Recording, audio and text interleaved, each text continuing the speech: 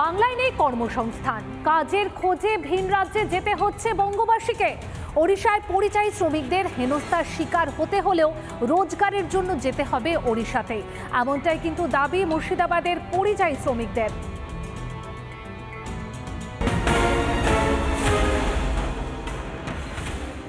রাজ্যে কর্মসংস্থান নিয়ে শাসকের ঢক্কানিনাদ, তাবড় নেতাদের মুখে গালভরা প্রতিশ্রুতি, তবে বাস্তবের চিত্রটা কিন্তু অন্য কথা বলছে।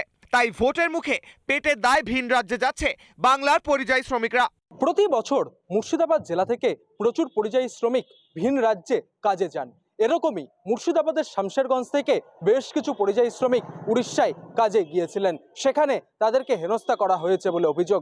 হেনস্থার অভিযোগে উড়িষ্যা থেকে মুর্শিদাবাদে ফিরে এসেছেন শ্রমিকরা, তবে অত্যাচার হলেও উপায় নেই, ফিরে যেতে হবে সেই ভিন রাজ্যেই, এমনটাই দাবি পরিযায়ী শ্রমিকদের। ওই তো বলছে আধার কার্ড দেখা, ভোটার কার্ড দেখা, দিয়ে তো মারধর শুরু করে দিচ্ছে।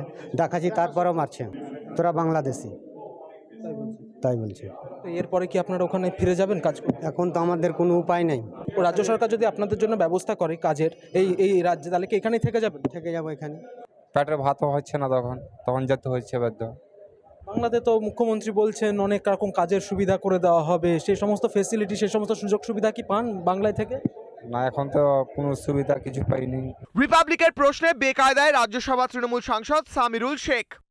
পশ্চিমবঙ্গ কিন্তু পরিযায়ী শ্রমিক হাইয়েস্ট মাইগ্রান্ট ওয়ার্কার নয়, একটু কেন্দ্রীয় সরকারের তথ্য অনুযায়ী যাচ্ছে কেন? তারা তো কাজ পাচ্ছে না বলে যাচ্ছে। ওরে ভাই, বাংলা শ্রমিকরা অন্য স্টেটের শ্রমিকরা বাংলাতে কেন আসছে? তাহলে ওরা কোন স্টেটে কাজ পাচ্ছে না? সেটা কি এটা ভারতবর্ষ? এটা আপনারা গুলিয়ে যাচ্ছেন। এটা পশ্চিমবঙ্গ আলাদা দেশ নয়, এটা ভারতবর্ষ, একটা সব রাজ্যকে নিয়ে ভারতবর্ষ। যে কোনো মানুষ যে কোনো জায়গাতে কাজ করতে যেতে পারে। কাজ থাকলে কেন বাংলার মানুষকে বাইরে যেতে হচ্ছে, প্রশ্ন তুললেন বহরমপুরে বিজেপি প্রার্থী নির্মল সাহা। পশ্চিমবঙ্গে কাজ রয়েছে, তাহলে 55 লক্ষ মানুষ কেন পশ্চিমবঙ্গের বাইরে রয়েছে? এটা সহজ প্রশ্ন। 55 লক্ষ মানুষ এই মুহূর্তে পশ্চিমবঙ্গের বাইরে কাজের সন্ধানে গেছেন। তার মধ্যে কিছু এডুকেটেড লোক আছে যাদের সংখ্যা প্রায় 5.5 লক্ষ। লোকসভা ভোটের মুখে পরিযায়ী শ্রমিক ইস্যুতে সরগরম মুর্শিদাবাদের রাজনীতি। তবে পরিযায়ী শ্রমিক তাদেরকে ভিন রাজ্যে কাজে যেতে হচ্ছে কেন, সেই প্রশ্নের উত্তর কিন্তু আজও অধরা। মুর্শিদাবাদ থেকে ইন্দ্রাশিস বাগচি, রিপাবলিক বাংলা। মালদা উত্তর লোকসভা কেন্দ্রের বিজেপি প্রার্থী খগেন মুর্মু, আর তার সমর্থনে চলছিল দেওয়াল লিখন, আর সেই দেওয়াল লিখনেই উল্লেখ ছিল লক্ষ্মীর ভান্ডার প্রকল্পের। আর সেই লক্ষ্মীর ভান্ডার প্রকল্প বিজেপি যদি ক্ষমতায় আসে তাহলে তার যে আর্থিক বৃদ্ধি করা হবে, এমনই প্রতিশ্রুতি ছিল সেই দেওয়াল লিখনে। আর এই দেওয়াল লিখন নিয়ে শুরু হয়েছে রাজনৈতিক চর্চা।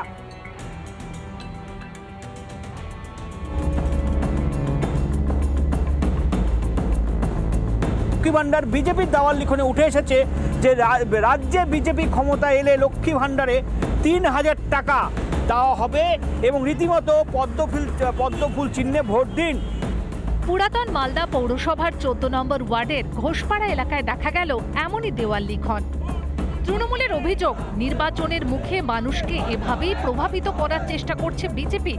বিষয়টি নিয়ে কেন্দ্রীয় নির্বাচন কমিশনের কাছে অভিযোগ জানাবে তৃণমূল।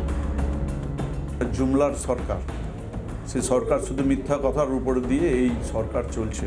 এরা ভোটের আগে বিভ্রান্তি করছে, সাধারণ মানুষকে এরা বিভ্রান্তি করছে, এরা কোনো মানুষকে কিছুই দিবে না। রাজ্য বিজেপি যুব মোর্চার সাধারণ সম্পাদক বিশ্বজিৎ রায়ের সাফ বক্তব্য, এখানে কোনো রকম নির্বাচনী আচরণবিধি লঙ্ঘন করা হয়নি। মোদী সরকার ক্ষমতায় এলে দেশের সার্বিক উন্নয়ন হবে। 3000 টাকা শুধু নয়, আগামী দিন এই যে লোকসভার দেওয়াল লিখনে যে বলছে, আগামী দিন ভারতবর্ষের যে উন্নয়ন, সেই উন্নয়নে যখনই পশ্চিমবাংলায় আমরা গভর্নমেন্ট আনতে পারবো, সার্বিকভাবে সাধারণ মানুষের 3000 শুধু নয়, প্রত্যেকটা জায়গায় কর্মসংস্থান হবে, প্রত্যেকটা মানুষের ডেভেলপ হবে, মহিলাদের সংরক্ষণ হবে। রাজনৈতিক কচকচানি নয়, সাধারণ মানুষ উন্নততর পরিষেবা চাইছে।